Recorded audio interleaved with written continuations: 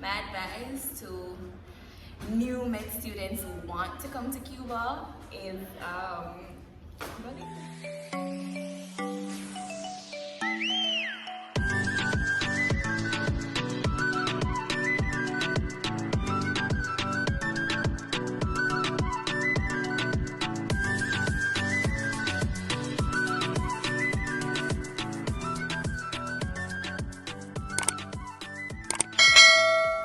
what's up guys, welcome back to our channel, Journey with Shanz and Debz. I'm Shanz and I'm here today with my wonderful friend, my roommate, Wow. yes, Balin. She also has a channel, it's Balin Me. She does music covers and all that good jazz. We're gonna put the link below so you guys can go ahead and subscribe to our channel. Anyways, in today's video, we'll be doing a little chit chat about medical school in Cuba, the experience, pros, cons, advices, and all of that. And we're gonna do it from a Jamaican perspective and a Belizean perspective because she's from Belize. Yeah, so I guess Balin will start. Okay. Oh, I have a list of stuff that we actually, So we're going to start from the scholarship part.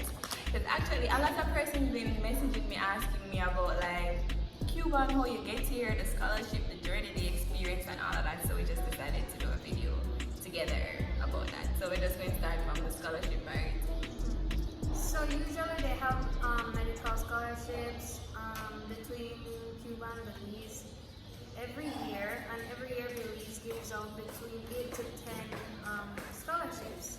So what you do is obviously you apply, but they look at your CXC results and your overall projection of college and high school.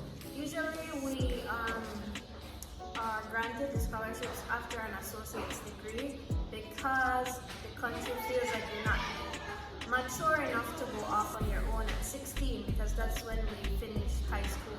We don't do fifth form or, Really? No, we don't. So it's just 4 years and you're out. 4 years of high school? Guys, are you hearing this? We never know that. I think you guys go from first form to fifth form. Oh, must be nice. Okay. And then you apply. They call you if they think that you're a good fit. You go in, do an interview, and if you're not brand, I wouldn't say brand, but if they think that you're fit enough to like represent the country, and if you have good grades, if you need a scholarship, then you'll get it. Okay. So where do you apply though? Like you go online and you submit it online? No, there's a Ministry of Education page that they have, and you download the application there, but then you have to submit it physically to the office, the main education office, and then they call you back sometimes a month, sometimes a week after. Okay. So that's it from a Belizean perspective in terms of getting a scholarship to come to school in Cuba. From Jamaica, for us, the forms are usually on the Ministry of Finance website. You go there, you download the form and you fill it out, and then you submit it to the Ministry of Finance. I submitted my form to the Cuban embassy. I think back then, I don't know, we came here in 2016. Back then you could submit it to the Cuban embassy, so I did that and submitted it to MOF as well. So you just download it, submit it. You have to have CSEC just like Balin, CAPE. Yeah, and all the other requirements are on the site. You just look at them and you just submit whatever they ask you for. And you listen out for a call, email, whatever it is. You go in for an interview if you're selected from the hundreds of people who apply. And when you're selected, then they'll call you for an interview. And then when you go for the interview, they tell you to wait 2 weeks for a call to see if you are in or not. And then after the 2 weeks, if you're in, you get a call. And when you get a call, you come to Cuba. They take you through the process and all of that. So yeah, so that's it for the scholarship part. You just apply. If you're lucky, you get through. If you're not lucky, then you don't get through. I applied some years back and I didn't get through, and then I tried again and I got through. So you can try as many times as you want, I guess. I don't know. But yeah. So our next step, we came to Cuba in 2016. Things were very different back then than it is now. But yeah, so we're gonna talk about our pre-med experience. Pre-med was 2016 to 2017. How was it for you? What was the experience? It was a lot of fun. I got a chance to explore Santiago a little more. Cuba was very fun back then before all of this. There were places to go. The food was better in my opinion. There were more things in the stores to buy, so you know, it was generally a better experience than now. When it comes to the learning Spanish part, so I'm from Belize, half of the population speaks Spanish, so we hear Spanish every day. So it's like some words are already there, so it was kind of easier to maneuver the Spanish. Pre-med was a lot of fun. It was fun learning, and then first year came. Wait, in pre-med, how long did it take for you to actually learn the Spanish? Like, start talking fluent and actually, you know, say, okay, they're saying this and I can respond like this? A semester. That's 6 months. Like 4 months? Big up she! Well, as you said, she had the Spanish background. For me, it took me probably, 6 months to me. 6 months.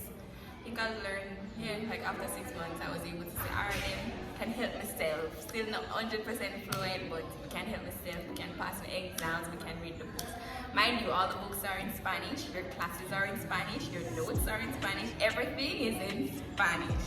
And that helped too, because the more practice you got, like on the calle or just in the room with your friends, we're all Caribbean, so we usually speak English. So that didn't help really, but going out, buying stuff, whatever, helped a lot. Yeah, that is true. So it's a good experience for me. Pre-med was okay. It was nice because things were better back then. We're going to talk about that later on. But it was nice to me because I get to meet new people, the diversity, the Caribbean people. The first time I met her in pre-med, I swear to God she was a Jamaican, because our son, I know she wasn't because she didn't come on the scholarship with me. So obviously she wasn't a Jamaican, but their language, the way they taught them accent sounds similar to us. But yeah, so that was our pre-med experience. Pre-med did nice. And then we had the seniors, like our seniors who were there, we graduated in the year after, which they really helped a lot. And they, you know, brought us around Santiago. We're in Santiago de Cuba, by the way. We're not in Havana. When you did come, you did go to Havana? Yeah, so we spent a week in Havana when we just got here for quarantine. So Cuba had the quarantine long before Corona. When you used to come back, you used to have the quarantine and all of that. So yeah, first year. So I studying health rehabilitation. That's like physical therapy and kinesiology, occupational therapy, natural medicine combined. First year was, I feel like everything up to 4th year was really good. Fourth year? 4th year. 4th year is where it started to go downhill. Yeah, COVID. Yeah. But you come on the channel with your butt. First year was so good. I had so much fun learning about anatomy, the bones, all of these things. I really enjoyed it. First year? First year was fun. It's true. First year wasn't bad at all. First year was fun. She get to go home early first year. That's why. Oh my gosh. But it's true. First year was fun. Oh, I'm studying medical imaging and radiation in physics. It basically comprises of a lot of things: nuclear medicine, ultrasound or sonography. What else? What else? MRI, CT scans, all the medical imaging parts, nuclear medicine, all of that. That is what we do. And just like her, we had to do anatomy, which is difficult. And med students will tell you, like the gen med students will tell you, they have to do morphology. We did morphology as well, and that's one of the hardest subjects in Cuba. I don't even know what is morphology. Is it morphology? Yeah, I think that's what know what the subject is in, like you know what it comprises, because I think at you them just the anatomy and physiology.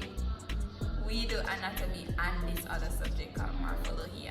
So first year was a lot of that, and it's manageable. It's not difficult, and you're not gonna say, oh my god, you can't do it. It's hard, but it's manageable. First year was manageable to me. But you? Yeah, I feel like it was so exciting back then. Yeah, it's true. Like, oh my god, first year. You just want to study, you just want to pass, and yeah, for true. So, yeah, second year. Second year, like I said, Good. real good. It became more intense. We got to go to the hospital Oh, more, yes.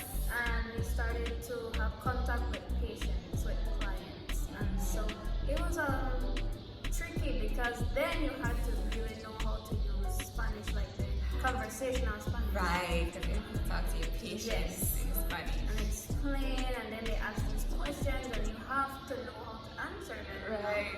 So it was like a little challenging on that part. Still a good experience.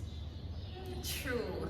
And the good thing, what I like about Cuba is that when you start, like from first year actually, some people, like from first year, you're in the hospital and you're getting hands-on training and you're learning stuff. Like from first year, go straight up to fifth year or sixth year for some people. Them in the hospital, so you're in classes and you're in hospital, so you're getting practice with your patients and the theoretical part, which to me is good because I think other universities, you don't get to go in the hospital until like third year or fourth year. So that part is a pro about studying here. Then the pandemic hit. And then things went not so good. I started to have really bad experiences. I don't know about nobody else, but for me, She had it bad. Like this girl would cry all the time, ba ba ba ba, all the time.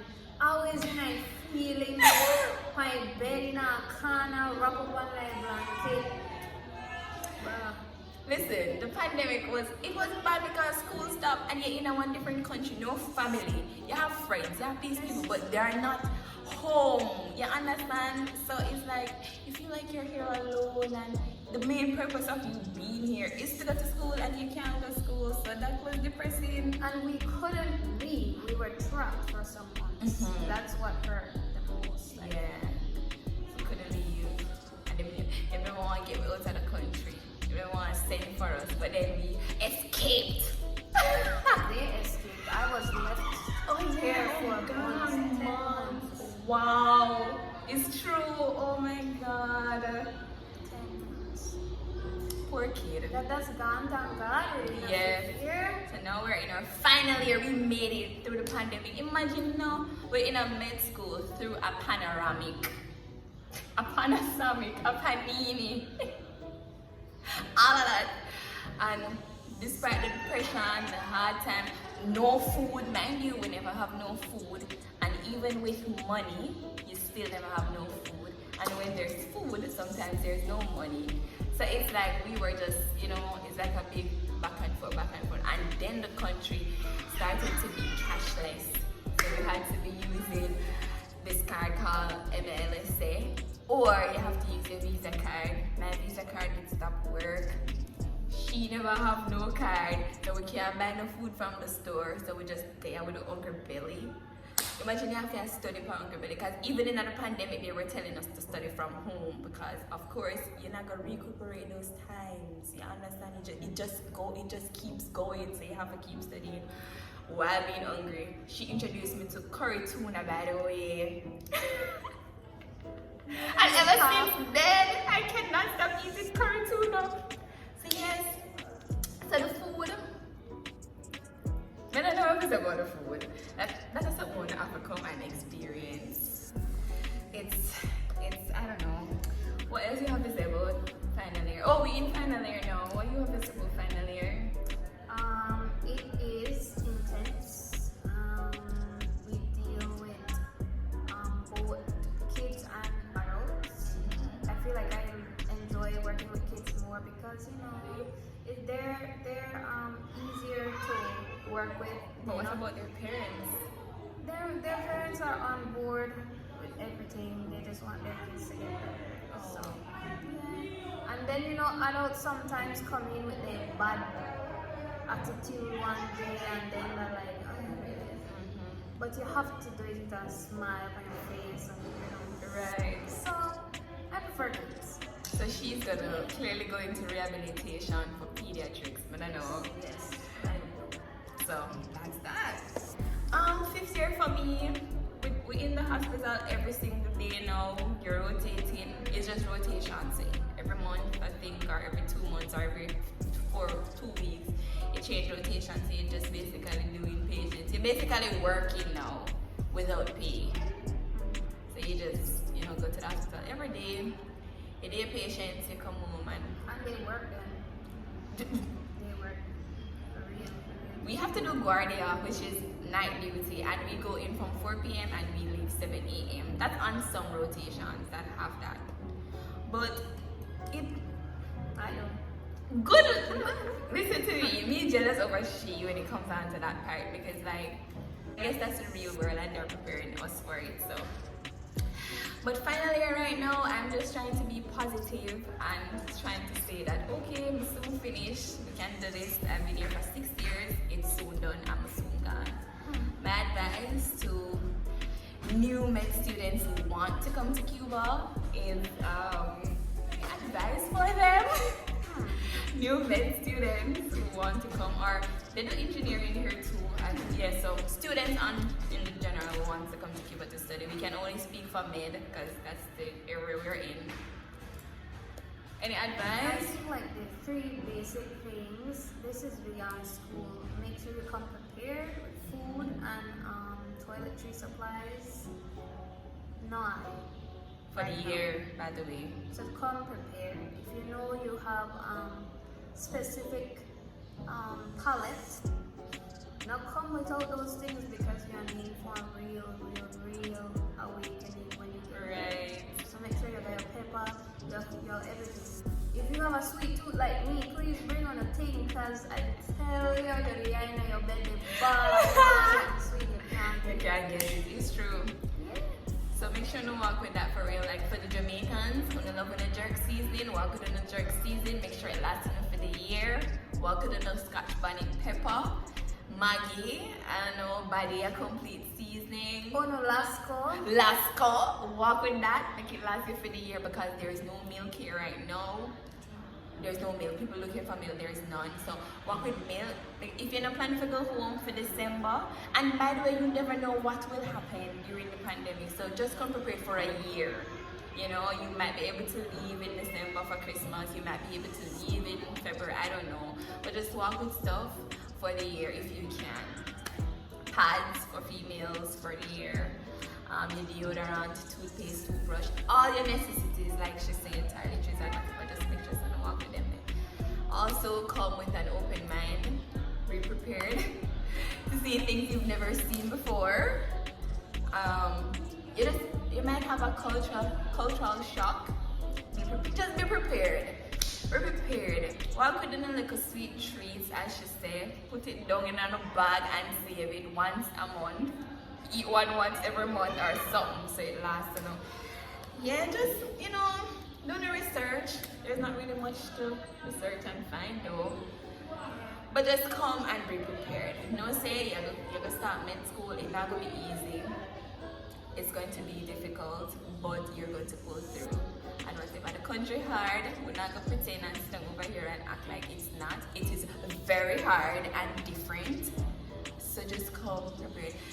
Get to know people in your seniors and whatever, and just talk to them and whatever. But yeah, what is that?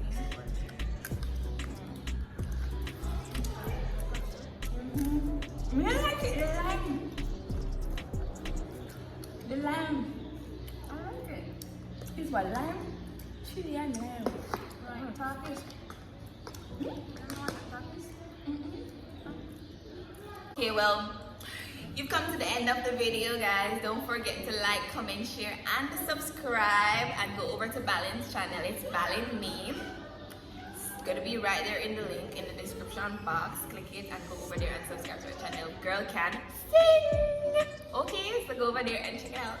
And don't forget to follow us on our socials. Follow us on TikTok at Shanz Debz and on Instagram at Shanz Debz. Okay? Okay. Thank you so much, guys, for watching. Bye!